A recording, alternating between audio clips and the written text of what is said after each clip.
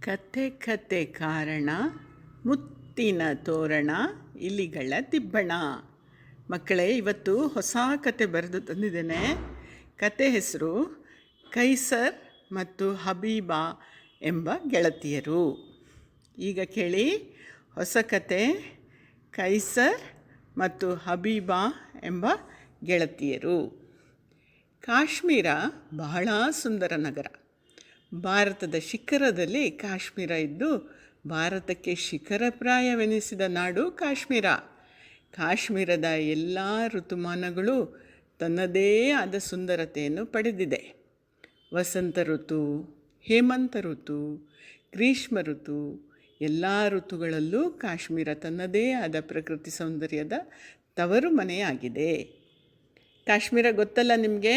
India ಮ್ಯಾಪಲ್ಲಿ ನೀವು ನೋಡ್ತೀರಲ್ಲ, ತುದಿಯಲ್ಲಿ, ಉತ್ತರ ತುದಿಯಲ್ಲಿ ಕಾಶ್ಮೀರ ಇರುತ್ತೆ. ನೋಡಿದ್ದೀರಲ್ಲ ಮಕ್ಕಳೇ? ಕಾಶ್ಮೀರದಲ್ಲಿ ಮನೆಗಳು ಬಲೂ ಕಲಾತ್ಮಕವಾಗಿರುತ್ತದೆ. ಅಲ್ಲಿಯ ಜನರು ಬಹಳ ಸ್ನೇಹಪರರು. ಅವರ ಖಾದ್ಯಗಳು ಅಂದರೆ ಅವರು ಮಾಡುವ ಅಡುಗೆಗಳು ಜಗತ್ ಪ್ರಸಿದ್ಧ. ಒಟ್ಟಲ್ಲಿ ಕಾಶ್ಮೀರ ಪ್ರವಾಸಿಗರಿಗೆ ರಸದೌತಣವಿದ್ದಂತೆ. ಇಂತಹ ಸುಂದರ ಕಾಶ್ಮೀರದಲ್ಲಿ ಬಹು ಹಿಂದೆ ಇಕ್ಬಾಲ್ ಎಂಬಾತ ತನ್ನ ಪುಟ್ಟ ಮನೆಯಲ್ಲಿ ತನ್ನ ಹೆಂಡತಿಯೊಂದಿಗೆ ತನ್ನದೇ ಆದ ಸಣ್ಣ ವ್ಯಾಪಾರ ಮಾಡಿಕೊಂಡು ಬಾಳುತ್ತಿದ್ದ. ಇಕ್ಬಾಲನ ಹೆಂಡತಿ ಕೈಸರ್ ಬಹಳ ಸಾಧ್ವಿ, ತನ್ನ ಗಂಡನಿಗೆ ತಕ್ಕ ಹೆಂಡತಿ.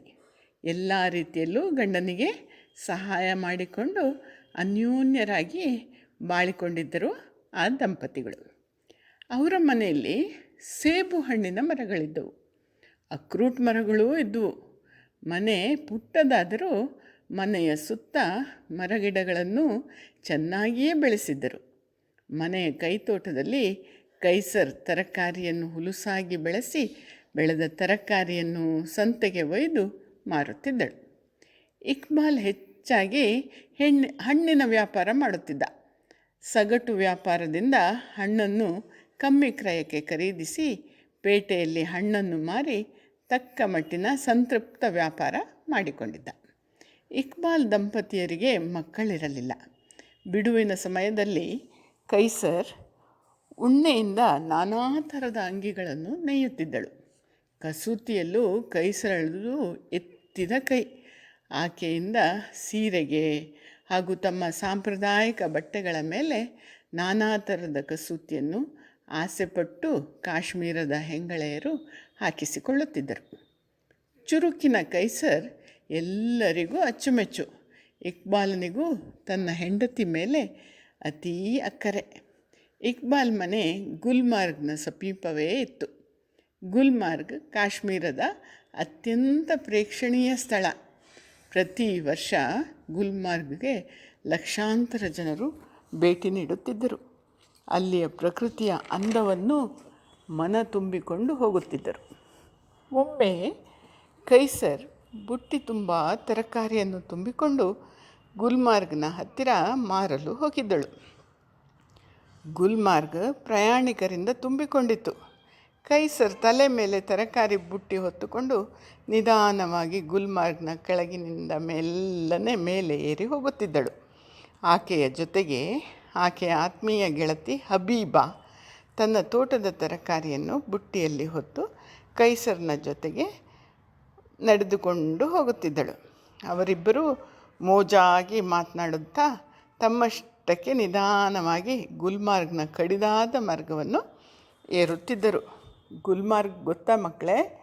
ಚಳಿಗಾಲದಲ್ಲಿ ತುಂಬ ಐಸ್ ಬೀಳುತ್ತೆ. ಅಲ್ಲಿ ತುಂಬ ಜಾರುತ್ತೆ. ನಿಧಾನವಾಗಿ ಹೋಗಬೇಕಾಗತ್ತೆ. ಮರಗಳ ನೆರಳಿನಾಟದ ನಡುವೆ ಕುಳಿರ್ಗಾಳಿ ಮಧುರವಾಗಿ ಬೀಸುತ್ತಿತ್ತು. ಚಳಿಗಾಲವಾದ್ದರಿಂದ ಗುಲ್ಮಾರ್ಗ್ದಲ್ಲಿ ಹಿಮಪಾತ ಬಹಳವಾಗಿತ್ತು. ಕೈಸರ್ ಹಾಗೂ ಆಕೆಯ ಸ್ನೇಹಿತೆ ಬೆಚ್ಚಗಿನ ಬಟ್ಟೆ ಧರಿಸಿದರೂ ಚಳಿಯ ತೀಕ್ಷ್ಣತೆಯಿಂದ ಒಳಗೆ ನಡುಗುತ್ತಿದ್ದರು. ದಾರಿ ತುಂಬ ಕಡಿದಾಗಿತ್ತು. ಕೈಸರ್ ಹಾಗೂ ಹಬೀಬಾ ಅವರ ನಡುಗೆ ನಿಧಾನವಾಗುತ್ತಿತ್ತು. ಇದ್ದಕ್ಕಿದ್ದಂತೆ ಮಾರ್ಗದ ಮಧ್ಯದಲ್ಲಿ ಒಂದು ದೊಡ್ಡ ಹಿಮಬಂಡೆ ಅಡ್ಡವಾಗಿದ್ದು ಕೈಸರ್ ಗಮನಿಸದೆ ಅದರ ಮೇಲೆ ಕಾಲಿಟ್ಟಾಗ ಕಾಲು ಜಾರಿ ಕೈಸರ್ ಆಯತಪ್ಪಿ ಜಾರಿಯೇ ಜಾರಿದಳು. ಬದಿಯಲ್ಲಿ ಪ್ರಪಾತವಿತ್ತು. ಹಬೀಬ ಕಣ್ಣು ಮಿಟುಕಿಸುವುದರಲ್ಲಿ ಈ ಅನಾಹುತ ಜರುಗಿತ್ತು. ಕೈಸರ್ ಜಾರುವುದನ್ನು ನೋಡುತ್ತಿದ್ದರೂ ಹಬೀಬನಿಗೆ ಏನು ಮಾಡಲು ಪಕ್ಕನೆ ಹೊಳೆಯದಾಯಿತು.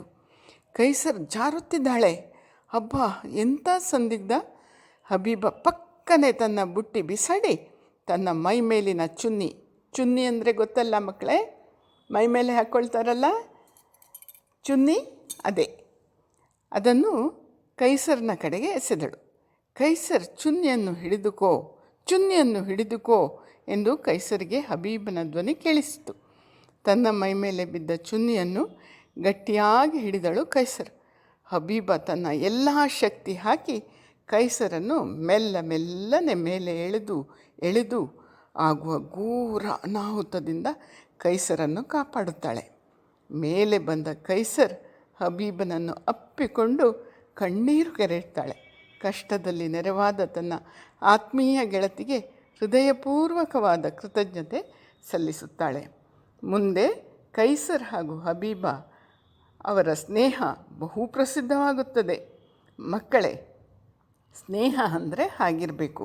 ಕಷ್ಟದಲ್ಲಿ ಸಹಾಯ ಮಾಡುವವರೇ ನಮ್ಮ ನಿಜವಾದ ಸ್ನೇಹಿತರು. ಸ್ನೇಹಿತರಿಗೆ ಯಾವ ಕಷ್ಟ ಬಂದರೂ ನಾವು ಹಿಂದೆ ಹೋಗಕೂಡ್ದು. ಅವರಿಗೆ ನಾವು ಕಷ್ಟದಲ್ಲಿ ಸಹಾಯ ಮಾಡಬೇಕು. ಹಾಗಾದರೆ ಮಾತ್ರ ನಾವು ನಿಜವಾದ ಗೆಳೆಯರಾಗುತ್ತೇವೆ. ಗೊತ್ತಾಯ್ತಾ? ಹೇಗಿದೆ ಶಾಲಿನಿ ಆಂಟಿ ಕತೆ? Thank you. ಬಾಯ್.